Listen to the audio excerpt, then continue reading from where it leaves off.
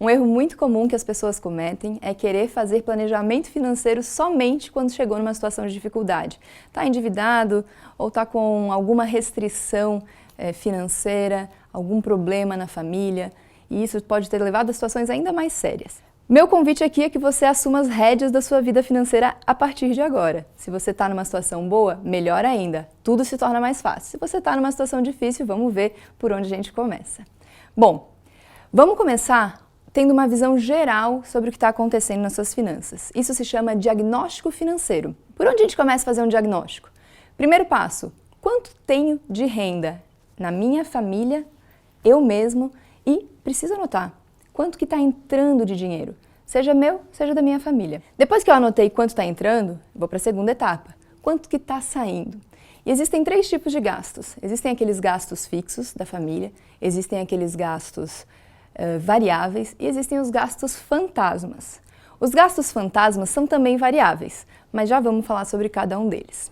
Bom, os gastos fixos são aqueles que você tem que pagar independente de qualquer coisa. Você vai pagar seu aluguel, você vai pagar sua água, seu telefone, escola dos seus filhos, plano de saúde. Isso é aquilo que é o essencial, que não é o supérfluo da sua vida. Depois a gente tem os gastos variáveis, por exemplo, aquela ida ao cinema, ao restaurante, uma eventualidade que acontece dentro da sua vida, e muito importante sobre eventualidades, a única coisa que a gente sabe sobre elas é que elas acontecem. Então sempre separe um pouquinho para aquele momento de não sabia que ia acontecer, aquele momento de imprevisto. Por fim, a gente tem o terceiro, que é o gasto fantasma. Sabe aquela parte do dinheiro que você diz, olha, eu até tenho uma ideia de quanto que eu ganho, quanto que eu gasto, mas tem uma parte que eu não sei para onde vai.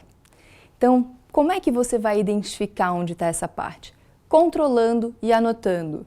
Mas como é que eu tenho que anotar? Bom, a metodologia de anotação é aquilo que for mais fácil para você. Se você for uma pessoa tecnológica, usa lá um aplicativo de celular, tem tantos gratuitos.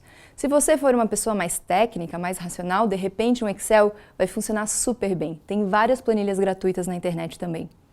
Se você é a moda antiga, pega aquele caderninho, mas anota todos os dias o que você está consumindo. E vou te desafiar, por 30 dias você fazer essa anotação, para descobrir aonde que estão esses gastos fantasmas.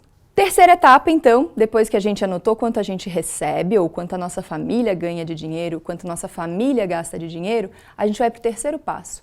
Eu vou dar aqui uma referência para você ter uma comparação se está ou não dentro daquilo que é uma média, não precisa ser uma regra, mas é aquilo que a gente usa como uma referência. 55% das suas contas devem estar nos custos fixos.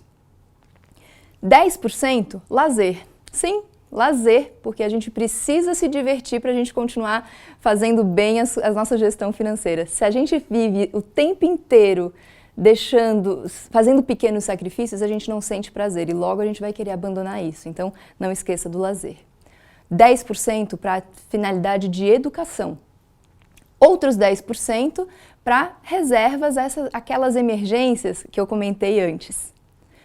Outros 10% para os objetivos de longo prazo, e a gente já vai falar um pouquinho mais sobre isso.